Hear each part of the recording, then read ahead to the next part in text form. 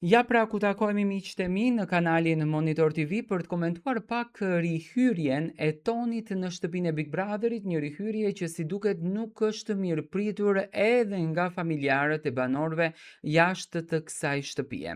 Tani natën e mbrëmshme nëna e Benitës u bë pjesë e këtij kastit, duke i dhënë informacione Benitës që të mos të lidhet me Tonin sepse nuk i pëlqen si djalë, domethënë më shumë anonte nga kushtrimi. Por Toni siç duket e ka më të vështirë tani luftën brenda kësaj shtëpie. Benita normalisht që nuk do të afrohet afër Tonit, por a do të shkojë Toni drejt Elionës?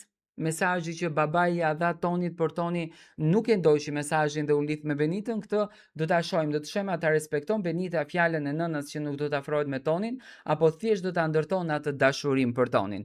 Por ka pasur një reagim nga familjarët e Kushtrim Kelanit.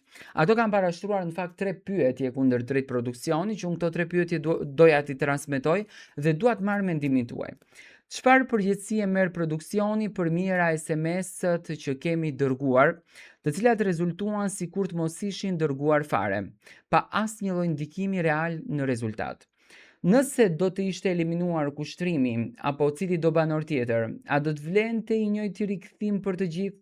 Që herën tjetër ne, si mbështetës, të dimë nëse ka apo jo kuptim të shpenzojmë para. Si është e mundur që u anashkalua plotësisht situata ku Labinot Rexha e denigroi rënd kushtrimin, duke e etiketuar si serb apo slav dhe duke ja deformuar emrin në kuishq.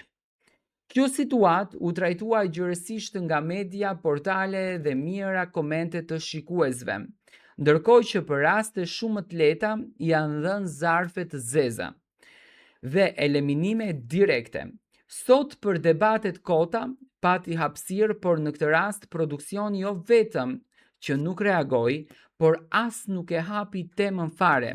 Le që nuk u dënua, por u favorizua që të zgjedh dështimin e televotimit, ku ai televotim mbajti kushtrimin në garë nga publiku. A dëshironi që me qëllim të na nxisni tensione si të afërm të kushtrimit? Në fakt janë 3 pyetje që familja e Kushtrimit ka parashtruar kundër drejt produksionit. Tani, këtu shoh një lloj padrejtësie që u bën natën e mbrëmshme. Përzgjedhja që ishte përzgjedhur Labinoti, Benita, Arditi që të marrin vendimin për ta kthyer Tonin brenda shtëpisë, nuk është se e bëri lojën më dinamike, sepse Labinoti, Benita, Arditi ishin ato që derdhën lot për kushtrimin, për Tonin, dhe normalisht që ato të tre do vendosin që ta kthejnë Tonin brenda shtëpisë. Unë mendoj që duhet të bëhet një vendimi të gjithë banorëve, duhet të merret mendimi të gjithë banorëve, dhe aty domethënë do të ishte e drejtë dhe e qartë që kushtrimi Toni të kthehet në shtëpi.